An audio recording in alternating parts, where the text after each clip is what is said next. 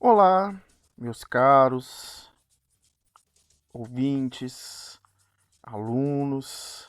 Quem vos fala é Alan Kenneth, sou professor de filosofia da Rede Estadual de Minas Gerais, né? E seguindo a mesma proposta dos vídeos anteriores, nós vamos hoje, né, ter uma aula voltada para o PET segundo ano, semana 4, que o tema é verdade e validade, indução e dedução, né? Que aí iremos trabalhar também com alguns conceitos de lógica aristotélica.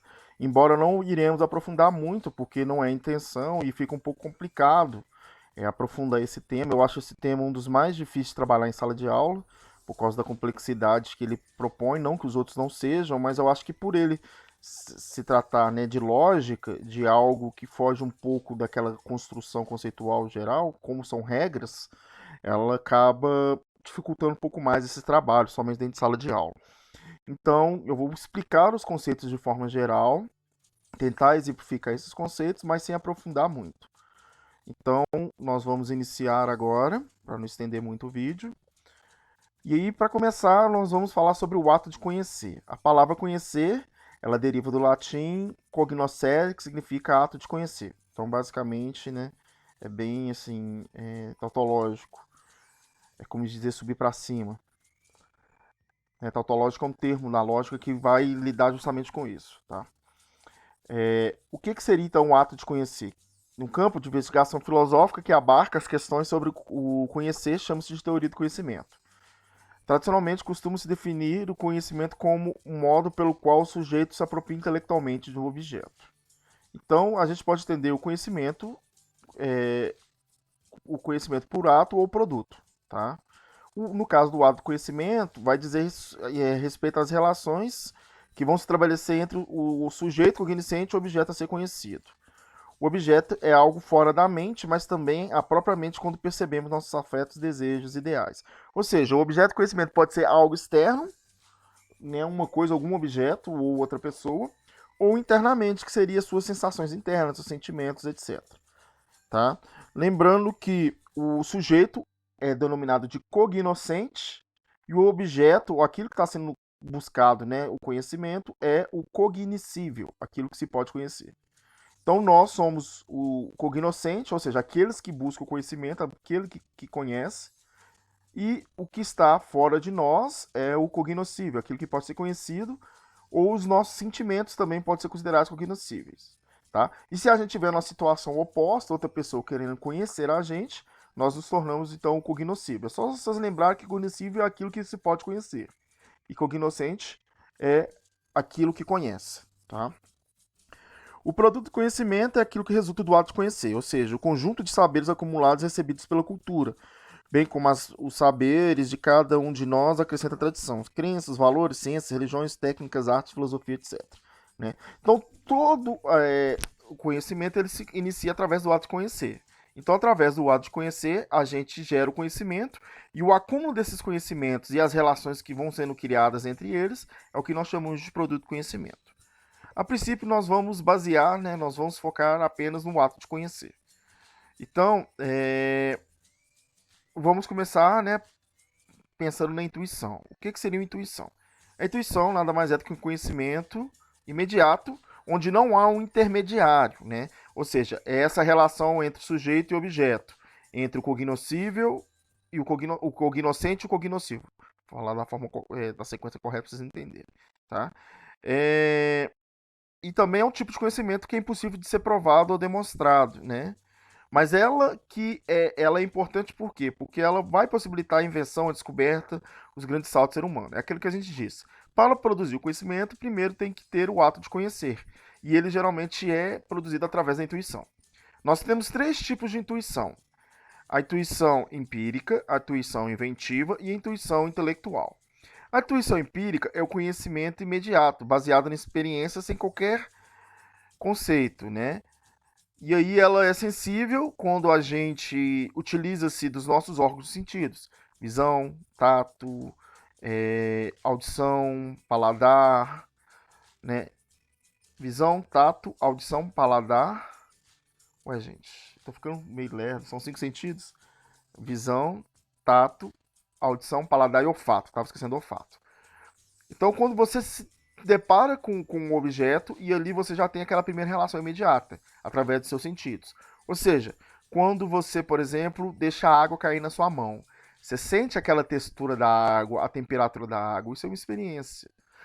Tá, isso é uma intuição empírica, né? E aí você vai colocar um pouquinho de água na mão, por exemplo, você está no rio, né? Você vai enfiar, mergulhar a mão na água, você vai sentir aquela textura, aquilo ali é o tato. Você vai pegar um pouco de água, vai olhar para ele, vai ver que a água é translúcida ou ela pode ter um tom, por exemplo, lá na Serra do Cipó.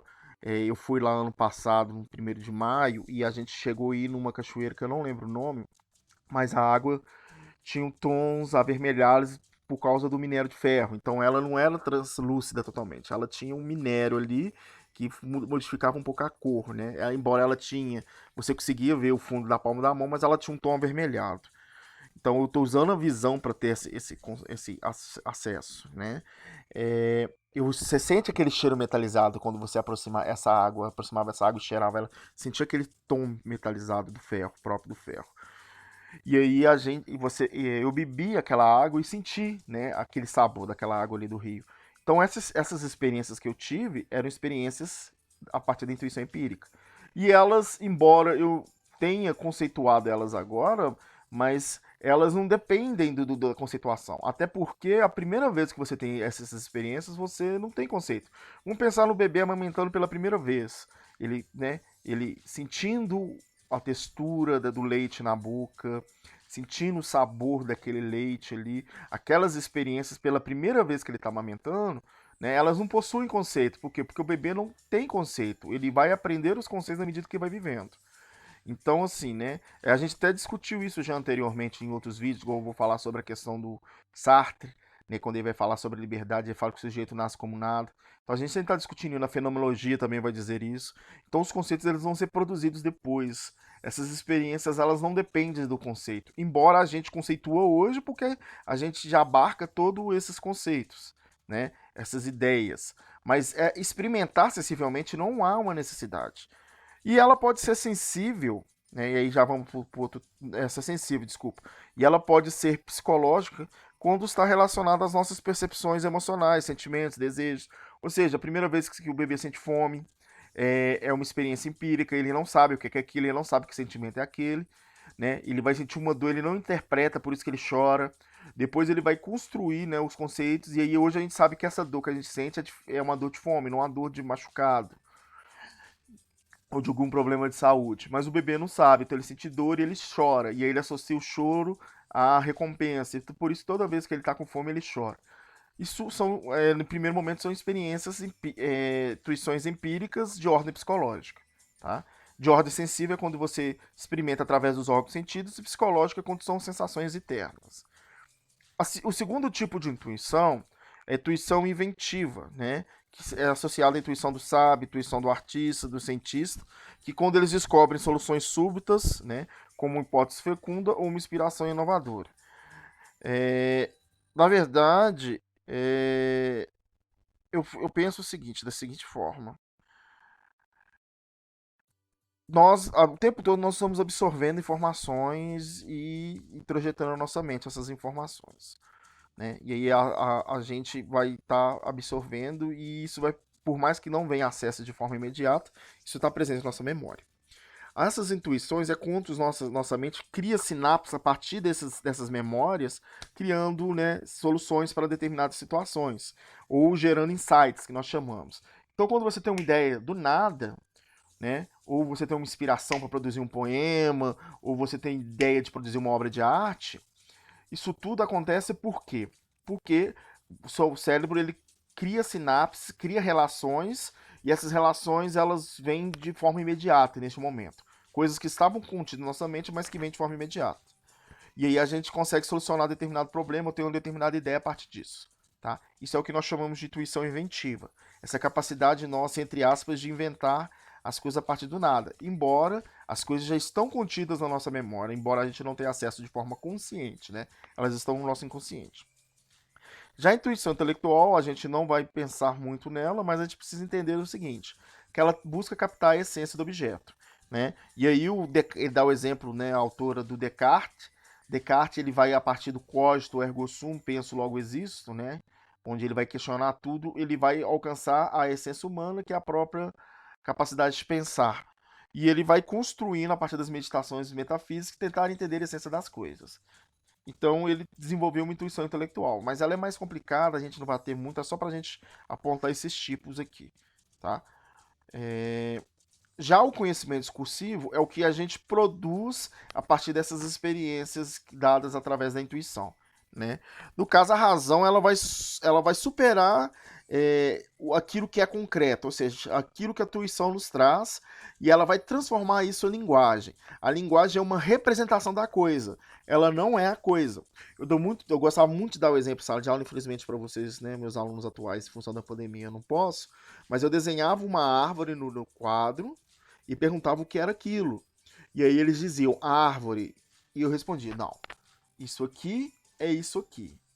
Agora, o que isso representa? Representa uma árvore. O desenho não é a coisa, né? O desenho é uma representação de alguma coisa. As coisas são aquilo que ele é.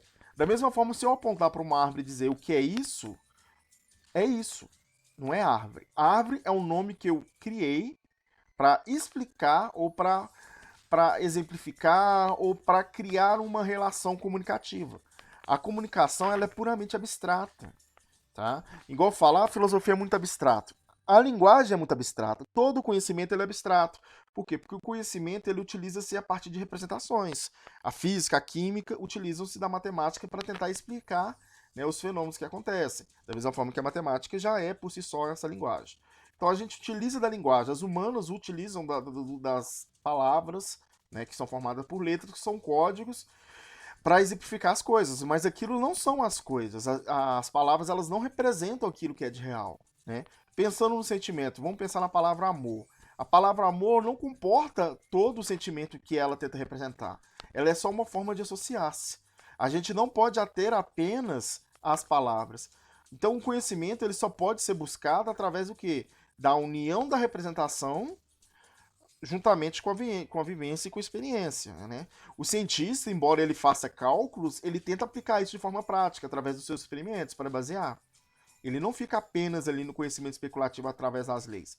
Nós, né, que não somos cientistas, vocês estudantes, vocês vão ter acesso apenas às representações em sala de aula, conceituais.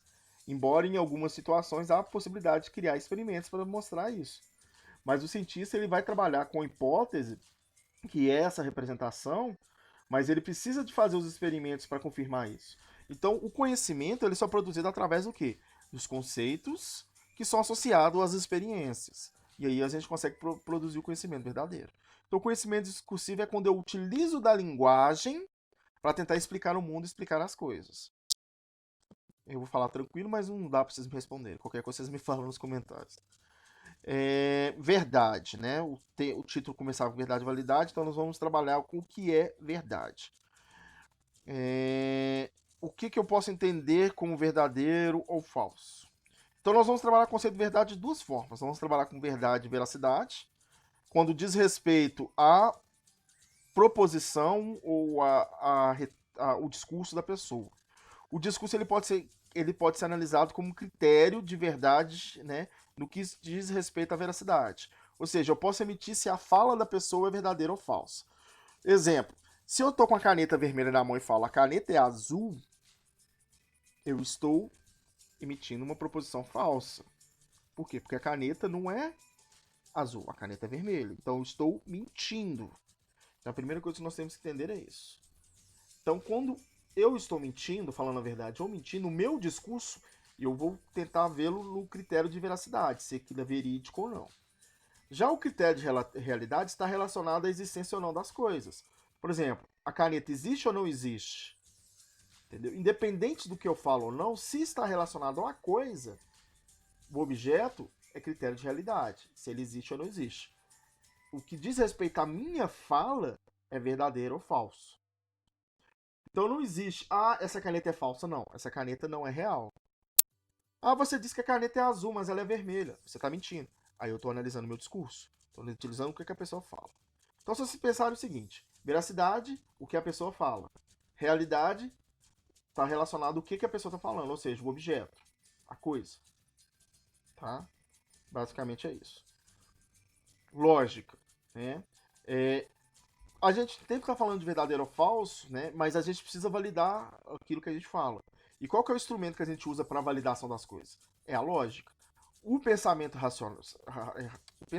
racional, construído somente no Ocidente, né? Nós estamos pensando na filosofia ocidental e nas estruturas de linguagem ocidentais, porque os orientais eles vão trabalhar com outra forma, é uma lógica totalmente diferente, mas a lógica ocidental ela vai ter como base os princípios aristotélicos, tá? Hegel depois vai reformular, mas basicamente a gente trabalha ainda até hoje com os princípios aristotélicos da lógica. Aristóteles vai ser o primeiro pensador a tentar analisar o discurso, tentar analisar a fala ou a argumentação e criar uma estrutura que ele vai denominar de lógica. Tá? Ele vai chamar, na verdade, inicialmente de analíticos, tá? Que se vai se tratar da análise do pensamento e de suas partes integrantes, só que a gente vai chamar de lógica, que é a derivação da palavra logos, que é razão. Então nós vamos tentar ver alguns princípios que Aristóteles propõe, por isso que é chamado de lógica aristotélica. Engraçado, foi lá pro final, não entendi o que aconteceu. Voltando aqui, desculpa, tá? Então vamos lá. Termo e proposição. A proposição é um enunciado no qual afirmamos ou negamos um termo de outro. Por exemplo, todo cão é mamífero, todo C é M. Temos uma proposição em que o termo mamíferos afirma-se ao termo cão. Termo, então, é a palavra, tá? O conceito. E proposição é a união de dois termos. Então, é o seguinte, a proposição seria todo, ele deu o exemplo de todo C é M. Por que ele fez isso? Porque no caso do C e do M, são os conceitos, eles podem ser mudados. Uma proposição, ela tem um caráter, né, de organizar. Então, toda a estrutura lógica, ela vai basear dentro dessas proposições. Como que eu posso explicar isso de forma mais simples? Vamos pensar numa sentença matemática. X mais Y é igual a Z. Isso pode caber qualquer coisa. O X pode ser qualquer número, o Y pode ser qualquer número e o Z pode ser qualquer número. Vai depender da organização ali do que você vai pôr, né? Então, assim, como assim? Por exemplo, 8, X é 8. Então, 8 e o Y. O Y é 5. 8 mais 5, aí o Z vai remeter, é o resultado dessas duas. Mas o 8 ele pode ser 7. O 8 ele pode ser 6, da mesma forma que o 5 pode ser 2. O 5 pode ser um número negativo, tá? Então, existe um pensador, que eu não lembro o nome agora, que vai falar que uma proposição ela pode ser pensada numa equação matemática. Por quê? Porque ela pode ser qualquer coisa. Então eu posso dizer que todo cão é mamífero, eu posso dizer que todo homem é mamífero, eu posso dizer que toda ave bota ovo, eu posso dizer que todo peixe vive na água, entendeu? Eu posso mudar tudo. O que não vai mudar nesse caso é o todo e o que é uma sentença afirmativa. Existe só esse tipo de proposição? Não. Nós temos as proposições em relação às suas qualidades e quantidades. Qualidades no que se respeita se ela é positiva ou negativa, e quantidade se ela é total, se ela é particular ou se ela é singular. Tá? Então eu vou ler a segunda parte aqui para vocês entenderem. Qualidade e quantidade, as proposições podem ser distinguidas pela quantidade e pela qualidade. Faltam 2 pontos ali. Quanto à qualidade, são afirmativas ou negativas, que eu quis dizer. Todo C é M ou nenhum C é M. Quanto à quantidade, são gerais, né, que podem ser entendidos como universais ou totais, ou então particulares. E essas últimas, elas também podem ser singulares quando elas dizem um só indivíduo. Então nós vamos trabalhar com a ideia de todo, algum, este, tá? E aí esse todo pode ser todo é ou todo não é. O algum pode ser algum é ou algum não é. E este pode ser este é ou este não é. Para a gente entender melhor, vamos pegar aqui algumas frases como exemplo, né, que o texto vai dar. Todo cão é mamífero. Ela é universal e afirmativa, ou seja, a qualidade afirmativa e a quantidade universal. Nenhum animal é mineral, ou seja, ela é universal porque nós estamos falando de nenhum, nós estamos colocando todos, né? E ela é negativa por quê? Porque ela diz que nenhum. Então, ela ao contrário, às vezes ela está agregando tudo, ela está excluindo tudo. Então, ela está falando do todo, que o todo não pertence a esse grupo. Né? Ela está dizendo que todos os animais não pertencem ao grupo mineral. É isso que ela quer dizer. Algum metal não é sólido. Ela é particular por quê? Porque ela está falando de alguns. E ela é negativa por quê? Porque ela está dizendo que existe né, um grupo de metais que eles não são sólidos. O exemplo é o mercúrio. O mercúrio, ele, no caso aqui, está falando no temperatura ambiente. Viu, professores de química, se estiverem ouvindo esse podcast? Né? No temperatura ambiente, o mercúrio ele se encontra em estado líquido. Tanto que os termômetros antigos eram utilizados com mercúrio, né? A dilatação de mercúrio. Sócrates é mortal. Né? Singular, por quê? Porque nós estamos falando só sobre Sócrates. E está afirmando que ele é mortal. Se eu dissesse Sócrates não é imortal, né? Seria singular negativa. Da mesma forma, se eu dissesse algum metal é sólido, é particular afirmativo. Esse quer dizer. Extensão dos termos. A extensão é a amplitude de um termo, isto é, a coleção de todos os seres que o termo designa, no contexto da proposição. É fácil quando a gente está falando do sujeito, mas o predicado exige maior, né, dificuldade. Todo paulista é brasileiro. Então a gente tem que pensar o seguinte: qual que é a extensão dos paulistas? O paulista é um grupo particular, ele não é um grupo, é, não é um grupo universal. Se a gente fala do ser humano, todo ser humano é ser vivo, ou todo ser humano é um animal, nós estamos falando da extensão total, né? Nenhum brasileiro é argentino, ou seja, nós pegamos todos os brasileiros e excluímos totalmente dos argentinos. Algum paulista é solteiro. Nós pegamos um grupo particular de paulistas, que não são todos os paulistas, e falamos que eles são solteiros, tá? Alguma mulher não é justa. Também é da mesma forma. A gente pega uma parte particular e não encaixa. Eu não quis mostrar o diagrama de Euler. O diagrama de Euler ele vai representar isso, mas acho que talvez ficaria complicado. E como eu montei PowerPoint, fica, né, mais difícil. Mas depois vocês podem pesquisar na internet diagramas de Euler, que aí eles vão mostrar isso. Mas é aqueles conjuntos. É só a gente pensar nos conjuntos de matemática. Lembra da aula de conjunto? Quem tiver o livro de matemática, olha em casa, vocês vão ver que é basicamente isso que está trabalhando. Só que ao invés de trabalhar com palavras, com termos, eles vão trabalhar com números. Princípios da lógica, né? A gente precisa entender que para estabelecer que a gente precisa, né, compreender as relações que vão estabelecer entre as proposições. Os primeiros princípios da lógica são chamados por serem anteriores a qualquer raciocínio e servem como base para todos os argumentos. Por serem princípios, são de conhecimento imediato, portanto, indemonstráveis. Tá? Não tem como se demonstrar isso porque, na verdade, eles são anteriores. Eles são como base para as demonstrações, na verdade. E aí nós temos três princípios básicos: de identidade, o de não contradição e de ser excluído, que o Aristóteles vai determinar. Desculpa que eu estou solucionando. O primeiro, que é o princípio de identidade, é o seguinte: se o enunciado é verdadeiro, então ele é verdadeiro. Se o enunciado é falso, ele é falso. É a identidade dele. Não tem como fugir disso. Ou ele é verdadeiro, ou ele é falso. O de não contradição é o seguinte, né? Alguns chamam de princípio de contradição. Afirma que é o caso de um enunciado e de sua negação. Portanto, duas proposições contraditórias não podem ser ambas verdadeiras. Né? Se eu digo que alguns seres humanos não são justos, é falso dizer que todos eles são justos. Por quê? Porque um já automaticamente exclui o outro. É isso que é o princípio de não contradição. Numa estrutura lógica, que a gente vai resumi-la num silogismo, isso não cabe, tá? Não tem como eu dizer que alguns seres não são justos e dizer que todos são. Ou é ou não é. Tá? Ou todos ou nenhum. Né? Não existe todos e nenhum. Ou todos e alguns não são. Não tem como. Né? Algo positivo não pode estar na mesma estrutura lógica de algo negativo, afirmando coisas diferentes. E o princípio de terceiro excluído é que vai falar que não existe o meio termo. Tá? Não existe, não sei, é verdadeiro? Não, na lógica, ou é ou não é. Não existe o meio termo, mais ou menos, tá?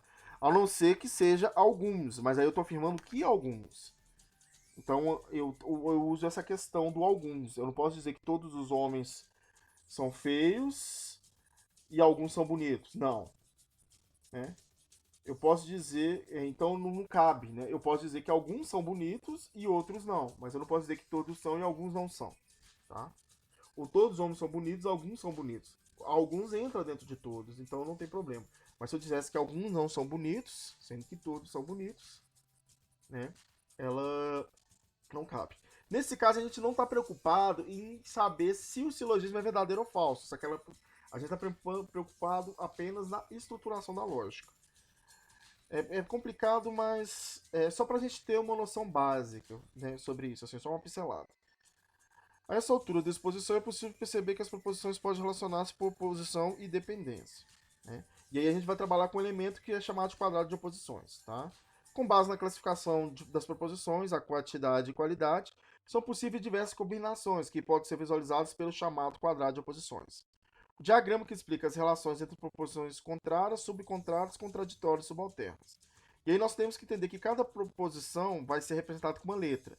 A para gerais afirmativas, E para gerais negativas, I para particulares afirmativas e O para particulares negativas. E aí nós vamos, né, para exemplificar, partimos da proposição geral. Todo F é G, viu? Todo F é G. Então vamos lá. Eu gosto mais de todo S é P. Tá? Aqui colocou todo A é B, porque eu peguei na internet essa imagem. Né? Todo A é B. Todo S é P, por que eu acho mais interessante? Porque todo sujeito é predicado. Fica mais fácil de entender. Mas vamos lá. Todo A é B. Algum A é B. Nenhum A é B. Algum A não é B. Tá? Então vamos lá. Letra A.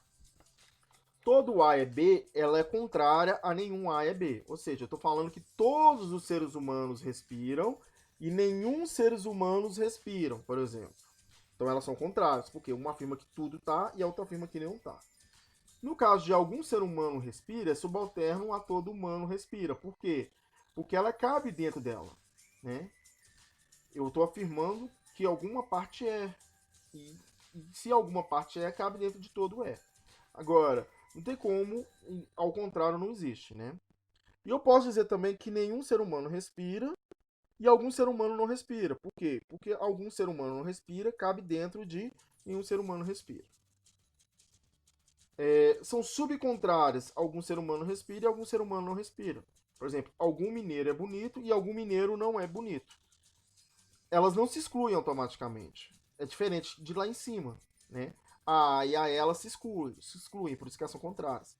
As de baixo são subcontrárias porque, embora elas estejam afirmando coisas diferentes, como elas estão trabalhando com particular, elas podem se encaixar, tá? Agora, é contraditório eu dizer que todo mineiro é bonito e algum mineiro não é. Se eu estou dizendo que todos são, como assim que alguns não são? Né? Da mesma forma, se eu disser que nenhum mineiro é bonito, e eu dizer que algum mineiro é bonito, é contraditório. Por quê? Porque se eu disse que nenhum é, como que eu vou dizer que alguns são? Tá? Então é isso. Então tem esse quadrinho, vocês dão uma olhada, dão uma analisada nele, que eu acho que fica mais fácil de entender. Lembrando que eles usam que usam letras para significar que aqui pode entrar qualquer palavra, tá? E vocês constroem seus argumentos do jeito que você quiser. Argumentação. A argumentação é um discurso que encadeamos proposições para chegar a uma conclusão. Então, nós vamos trabalhar a argumentação basicamente com três premissas. Premissa maior, premissa menor e conclusão. Lembrando que dentro de um argumento complexo, né, essas premissas elas podem ser maiores. A gente está simplificando aqui para a gente entender. O mercúrio não é sólido, premissa maior. O mercúrio é um metal, premissa menor. Logo, algum metal não é sólido. Tá? Estamos diante de uma argumentação composta por três proposições e que a última conclusão deriva logicamente das suas anteriores chamadas premissas. O Aristóteles vai denominar aí esse tipo de argumentação como silogismo. Né? Silogismo em grego significa ligação, ligação de dois termos por meio de um terceiro. No exemplo, nós temos mercúrio, metal e sólido. Né? Nós usamos apenas esses três. E aí nós temos que entender o seguinte, que cada um vai ter uma função médio, maior e menor. O médio é aquele que vai aparecer nas premissas, que faz ligação entre os dois. Só que ele não aparece na conclusão. Tá? Ele vai fazer ligação, então no caso aí, o mercúrio ele aparece na primeira e na segunda, premissa maior e premissa menor, mas ele não aparece na conclusão. E o termo médio é o que liga o metal a sólido. Tá? O termo maior é o termo predicado da conclusão, por ele ser maior. E o termo menor é o termo sujeito da conclusão metal. Então vamos tentar entender isso. O mercúrio não é sólido. O sólido ele é o grupo maior. Pensa no grupo maior, o grupo dos sólidos. Grupo dos sólidos. Tá? E aí o mercúrio é um metal. Ou seja, eu estou dizendo que o mercúrio pertence ao grupo dos metais. Porém, metal também pertence a sólido. Né? Então, eu digo que algum metal não é sólido. Por quê? Porque se o mercúrio é metal e o mercúrio não é sólido, ele não pertencem um ao outro. Eu vou tentar dar um outro exemplo aqui. Todo homem respira. Sócrates é homem. Logo, Sócrates respira. Qual que é o maior? Na conclusão, o respira ficou por último. Então, se ele ficou por último, ele é o predicado da conclusão, então ele é o termo maior. E ele aparece no início, né? Logo, Sócrates respira. Sócrates é o termo menor. Por quê? Porque ele aparece na conclusão. Então, e ele vai aparecer na segunda premissa, na premissa menor. Então, qual que é o termo médio que está fazendo a ligação entre os dois? É o respira. É só a gente pensar o seguinte, o termo médio ele vai aparecer junto com o termo maior enquanto sujeito e ele vai aparecer junto ao termo menor como predicado. Por quê? Porque um entra dentro do outro. O menorzinho entra no médio, o médio entra no grande. E aí o médio vai fazer a ligação entre o grande e o pequeno. Nós temos 8 regras do silogismo. O silogismo só deve ter 3 termos: maior, menor e médio. Não existe mais do que isso. De duas premissas particulares, nada resulta. Né? Algum homem respira. Só algum mineiro é homem. Tipo, não vai concluir nada. Né? De duas premissas negativas também nada resulta. Né? Nenhum homem respira. Nenhum mineiro é homem. Tipo, também não vai resultar nada. O termo médio nunca entra na conclusão. Por quê? Porque a função dele é ligar os outros dois. Então ele não pode ir. Tá? Tipo, todo homem respira, Sócrates é homem. Logo, todo homem respira. Já afirmou isso. Ou logo, todo Sócrates é homem. Tipo, já afirmou isso. Né? Não tem como. O termo médio deve ser pelo menos uma vez total. Ou seja, ele deve ser o predicado pelo menos uma vez, que eu tinha dito antes. Nenhum termo pode ser total na conclusão sem ser nas premissas. Né? Então eu não posso dizer que todo. Não. Todo ser que respira é homem. Sócrates é homem, logo, entendeu? Não cria lógica. De duas premissas afirmativas nunca vai se concluir negativo. Isso aqui é básico, né? A conclusão sempre segue a premissa mais fraca.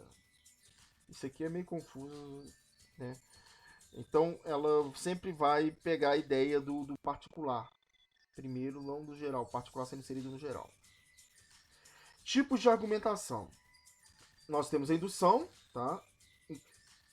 Enquanto na dedução as premissas constituem razão suficiente para derivar da conclusão, na indução, ao contrário, chega a sua conclusão a partir de evidências parciais.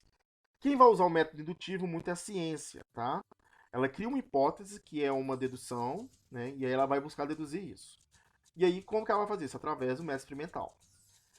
Como assim? Eu vou dar um exemplo. A água ferve a 100 graus. Ora, a água aqui de casa. Não, essa substância é água. Logo, essa substância ferve a 100 graus. Tá?